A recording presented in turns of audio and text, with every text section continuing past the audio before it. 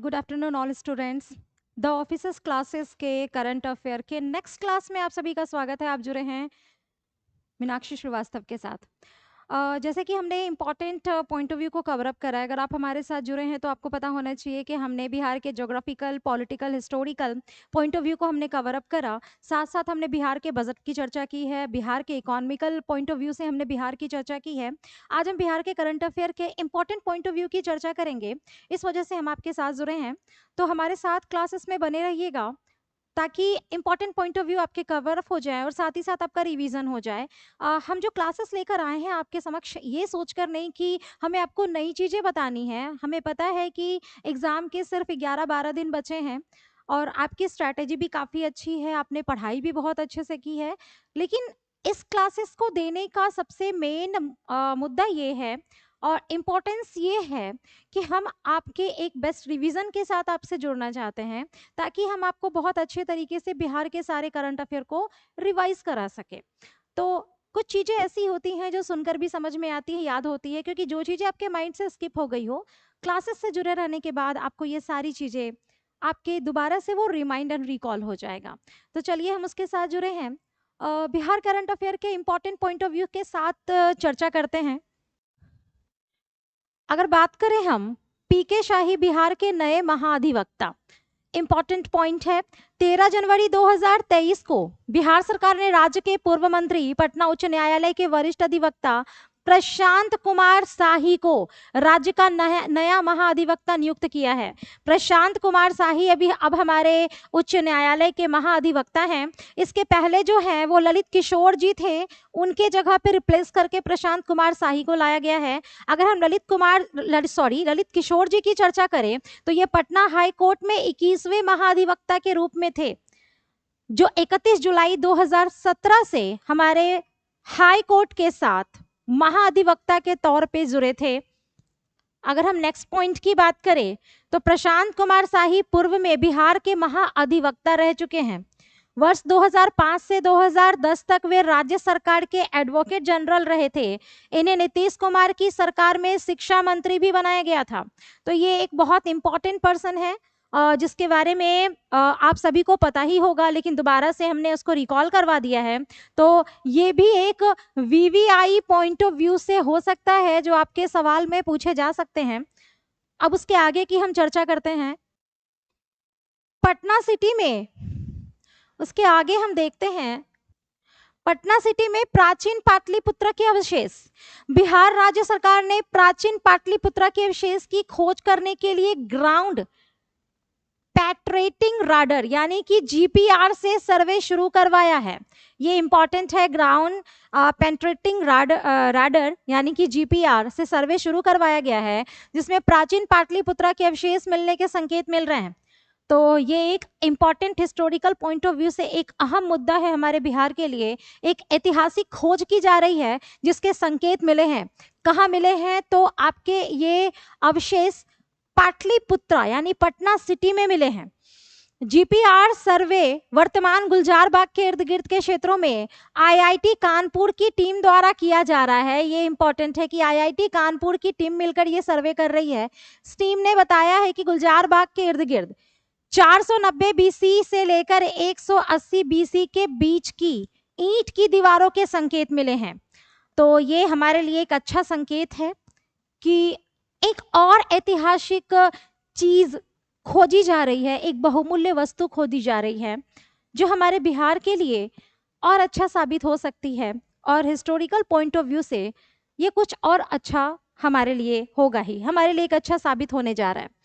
इस सर्वे में 80 सेंटीमीटर से लेकर 2.5 मीटर तक के नीचे अवशेष मिलने के संकेत मिल रहे हैं जो अलग अलग डायरेक्शन में हैं। इसमें बेगम की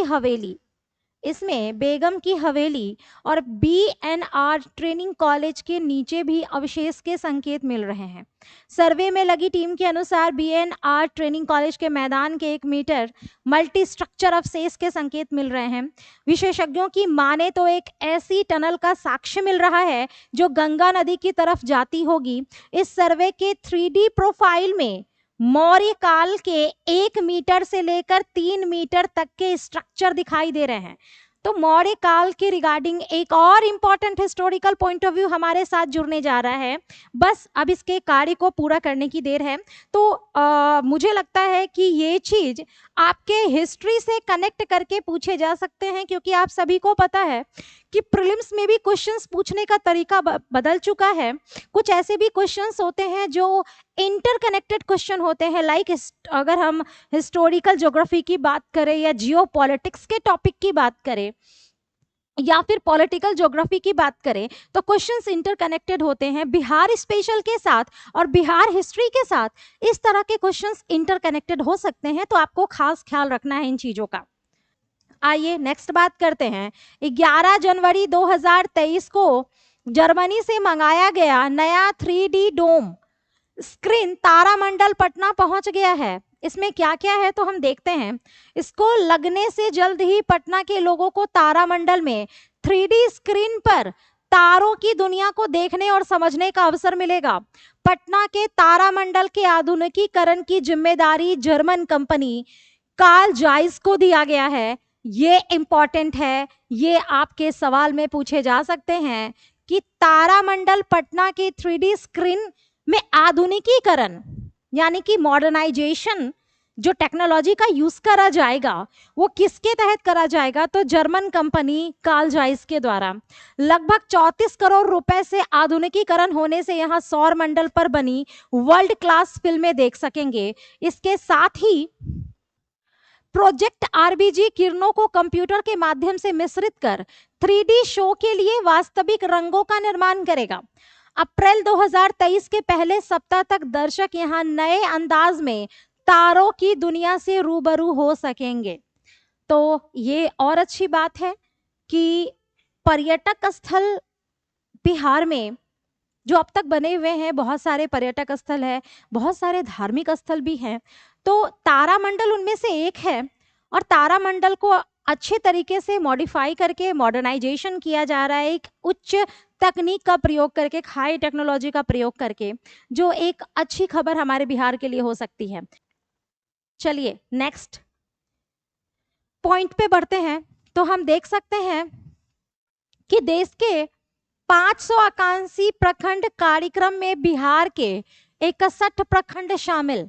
10 जनवरी 2023 को केंद्र सरकार ने आकांक्षी जिले कार्यक्रम के तर्ज पर आकांक्षी प्रखंड कार्यक्रम की शुरुआत की है। इसके लिए देश के पिछड़े 500 प्रखंड का चयन किया गया है, जिसमें बिहार के 61 प्रखंड शामिल है। अगर पूरे देश के पिछड़े प्रखंडों की बात करेंगे तो उनके आधुनिकीकरण के लिए, मॉडर्नाइजेशन के लिए पूरे देश से 500 प्रखंड यानी कि 500 ब्लॉक का चयन किया गया है। जिसमें बिहार की बात करेंगे तो बिहार के टोटल 61 ब्लॉक शामिल हैं। उसके आगे देखें तो विकास के कई पैमाने पर पिछड़े प्रखंड को आगे लाने के लिए शुरू की गई आकांक्षी जिला कार्यक्रम के तहत प्रखंडों के चयन के लिए नीति आयोग ने एक मानक तय किया है। प्रखंडों का चयन करने के लिए हिंदी आयोग ने प्रति व्यक्ति आय और जनसंख्या को आधार बनाया गया है, जिसमें प्रति व्यक्ति आय को 75% और जनसंख्या को 25% वेटेज दिया गया है। इसी आधार पर अलग अलग राज्यों से प्रखंड का चयन किया गया है। बिहार के 27 पिछड़े जिलों में से 61 प्रखंड का चयन किया गया है। इस प्रकार आकांक्षी प्रखंड कार्यक्रम के तहत उत्तर प्रदेश से 68, झारखंड से 34 और उड़ीसा व पश्चिम बंगाल से 29 प्रखंड का चयन किया गया है। गौरतलब हो कि वर्ष 2018 में लागू आकांक्षी जिला कार्यक्रम में बिहार के 12 जिले, जिसमें कि कटिहार, बेगूसराय, शेखपुरा, अररिया, खगड़िया, पूर्णिया, औरंगाबाद, बांका, गया, जमुई, मुजफ्फरपुर और नवादा शामिल हैं। आइए नेक्स्ट पॉइंट की बात करें। देश के 3 शीर्ष थानों में बिहार का अरवल महिला थाना शामिल हो चुका है। 5 जनवरी 2023 को केंद्रीय गृह मंत्रालय ने बिहार के अरवल महिला पुलिस थाना को वर्ष 2022 के लिए देश के शीर्ष 3 थानों में चुना है। अरवल महिला पुलिस थाने का चयन अनुसंधान व केसे के निष्पादन, अपराध रोकने की पहल, मामलों में आरोप पत्र दायर करने की तेज गति आदि में सर्वश्रेष्ठ प्रदर्शन के आधार पर किया गया है। उल्लेखनीय है कि देश के सर्वश्रेष्ठ 3 थानों में उड़ीसा के गंजाम जिले के आस्का थाना, उत्तराखंड का चंपावत जिले का बनवास पुलिस थाना भी शामिल है। 20 जनवरी 2023 को नई दिल्ली में आयोजित पुलिस महानिदेशकों के सम्मेलन में केंद्रीय गृह मंत्री अमित शाह द्वारा इन सभी पुलिस थानों के थाना अध्यक्षों को पुरस्कृत किया जाएगा, जिसमें कि हमारा बिहार का अरवल महिला पुलिस थाना, ये इंपॉर्टेंट है, अरवल महिला पुलिस थाना को देश के शीर्ष 3 थानों में रखा गया है। 3 थानों में, यानी कि महिला सशक्तिकरण का एक अच्छा खासा उदाहरण है हमारे बिहार के लिए। आइए आगे बढ़ते हैं। चलिए बात करते हैं बेगूसराय के 2 रेलवे स्टेशनों का होगा आधुनिकीकरण। अगर हम देखें तो 2 जनवरी 2023 को मीडिया से मिली जानकारी के अनुसार रेल मंत्रालय ने स्टेशन के आधुनिकीकरण के लिए अमृत भारत स्टेशन योजना नाम से एक नई नीति तैयार की है, जिसमें सोनपुर मंडल द्वारा चयनित 15 स्टेशनों की सूची में बिहार के बेगूसराय के 2 स्टेशनों को शामिल किया गया है। इसके आगे देख लेते हैं तो अमृत भारत स्टेशन योजना, ये इस वर्ड से, इस सेंटेंस से आप सभी वाकिफ होंगे कि ये स्टेशन के मॉडर्नाइजेशन में काम करने वाली एक प्रोजेक्ट है, एक संस्था है जो केंद्र द्वारा चलाई जाती है, के तहत बिहार के बरौनी कटिहार रेलखंड पर स्थित लखमीनिया व साहेबपुर कमाल स्टेशन को अमृत भारत स्टेशन योजना के तहत विकसित किया जाएगा, जिन्हें विभिन्न प्रकार की उच्च क्षमता वाले नई सुविधाओं की उपलब्धता के साथ साथ पहले से मौजूद सुविधाओं को भी उन्नत किया जाएगा। नेक्स्ट की बात करें, door to door parcel project की बात करेंगे तो 1 जनवरी 2023 को बिहार की राजधानी पटना में आयोजित भारतीय रेलवे और डाक विभाग के अधिकारियों और कारोबारियों की बैठक में बताया गया है कि अब पटना के कारोबारियों को ट्रेन से अपने पार्सल देश के किसी भी कोने में भेजने और प्राप्त करने के लिए रेलवे स्टेशन का चक्कर नहीं लगाना पड़ेगा। तो एक आम जनता के लिए एक अच्छी खबर है कि अब उनको बहुत सारे चक्करों में पड़ने की ज़रूरत नहीं है, बहुत परेशान होने की ज़रूरत नहीं है, क्योंकि अब उनको रेलवे स्टेशन के चक्कर लगाने की ज़रूरत नहीं है। इसके लिए डाक विभाग और भारतीय रेलवे मिलकर door to door parcel product योजना को शुरू करने जा रहा है। अधिकारियों से मिली जानकारी के अनुसार door to door parcel product योजना जनवरी के दूसरे सप्ताह में पायलट प्रोजेक्ट के तहत पटना हावड़ा और पटना पुणे रूट पर शुरू होगी। इसके तहत अब पोस्टमैन पार्सल को इस पर दिए गए पते पर पहुंचाएगा या लेने भी जाएगा। इस योजना के तहत पार्सल को बिना टूट फूट के सुरक्षित पहुंचाया जाएगा। इसके लिए डाक विभाग ने बजाज एलियांस बीमा कंपनी के साथ समझौता किया है, जिसके तहत पार्सल के कुल लागत का 30% और जीएसटी प्रीमियम देकर बीमा भी करा सकते हैं।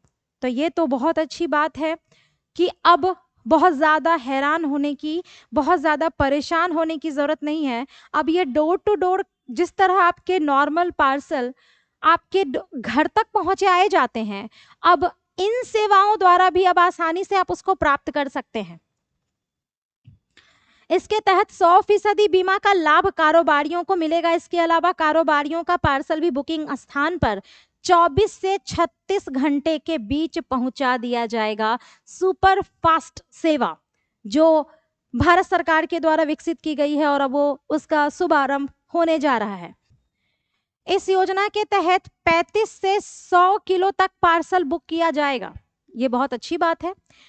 कैमूर में खुलेगा वाटर स्पोर्ट्स सेंटर। 28 दिसंबर 2022 को बिहार के कैमूर जिले में पर्यटन विकास को लेकर वाटर स्पोर्ट्स सेंटर खोलने की तैयारी हो चुकी है। इसे लेकर भारत सरकार के जल शक्ति मंत्रालय की ओर से कैमूर जिला प्रशासन को पानी के खेलों के लिए सेंटर बनाने के लिए उपयुक्त बांध स्थल या चौरी नदी के पाट या बड़े घाटों को चयनित करने का निर्देश दिया गया है। राज्य में वाटर स्पोर्ट्स सेंटर खोलने के संबंध में पानी के खेलों को बढ़ावा देने के लिए भारत सरकार के जल शक्ति मंत्रालय की मांग का हवाला देते हुए राज्य सरकार के स्तर से कैमूर, पटना, नालंदा, भोजपुर, बक्सर, सासाराम जिला प्रशासन को पत्र भेजा गया है।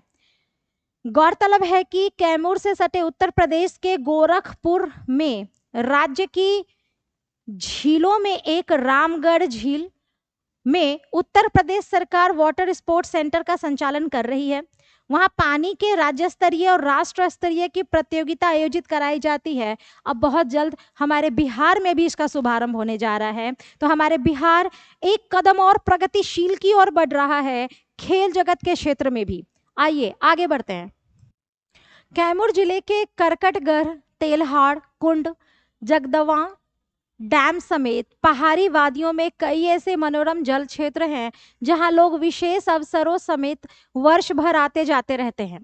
नेक्स्ट की बात करें, नमामि गंगे में अब भूगर्भ जल को भी साफ करने की योजना है, यानी कि भूमिगत जल, ग्राउंड वाटर को भी प्यूरिफाई करने की योजना बन रही है। इसमें हम देखें तो 26 दिसंबर 2022 को बिहार शहरी अवसंरचना विकास निगम राज्य में नमामि गंगे परियोजना के तहत नदियों के साथ ही भूगर्भ जल यानी कि ग्राउंड वाटर को भी स्वच्छ रखने का काम शुरू होगा, जिसके लिए 72 छोटे शहरों का चयन भी कर लिया गया है। इस परियोजना के तहत बिहार के 78 छोटे शहरों के नालों का पानी भी साफ होकर नदियों या तालाबों में गिरेगा। इन शहरों में सीवरेज ट्रीटमेंट प्लान बनाने का काम जल्द ही शुरू होगा। बिहार के 16 शहरों में एसटीपी व ड्रेनेज सिस्टम बनाए जाएंगे। अब ये है क्या, इस पे हम थोड़ी चर्चा कर लेते हैं। बिहार के 16 शहर में एसटीपी व ड्रेनेज सिस्टम बनाए जाएंगे। बिहार के 16 शहर में जल जमाव व गंदा पानी के निकासी को लेकर 1136 करोड़ की लागत से सीवरेज ट्रीटमेंट प्लांट एसटीपी, आपको याद रखना है कि इसका full form sewerage treatment plan होता है, प्लांट व ड्रेनेज निर्माण को लेकर योजना तैयार की गई है। डीपीआर के मुताबिक किशनगंज, रक्सौल, मोतिहारी शहर में अलग अलग क्षमता के 3 सीवरेज ट्रीटमेंट प्लांट लगेंगे। वहीं जमुई, सहरसा और दरभंगा में 2 एसटीपी लगाए जाएंगे। इसके अलावा राज्य के 5 शहर जिसमें कि आरा, बेतिया, कटिहार, जमालपुर, जोगबनी में सीवरेज नेटवर्क और एसटीपी के लिए डीपीआर निर्माण की प्रक्रिया चल रही है। ये उन जिलों की बात हो रही है जो हर वर्ष बहुत ज़्यादा वर्षा झेलते हैं और ये बाढ़ पीड़ित इलाके हैं, क्योंकि ये निचले इलाके हैं।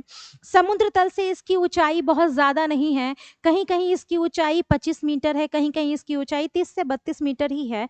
निचला स्थान होने की वजह से बाढ़ आने के बाद यहाँ पे जल जमाव की समस्या बहुत ज़्यादा होती है। सिर्फ ग्रामीण इलाकों में ही नहीं, अगर आप शहरी इलाकों में जाओगे, अर्बन एरिया में भी जाओगे, तो वहाँ भी कम से कम महीने 2 महीने तक जल जमाव की स्थिति बहुत ज़्यादा क्रिटिकल कंडीशन के साथ बनी रहती है।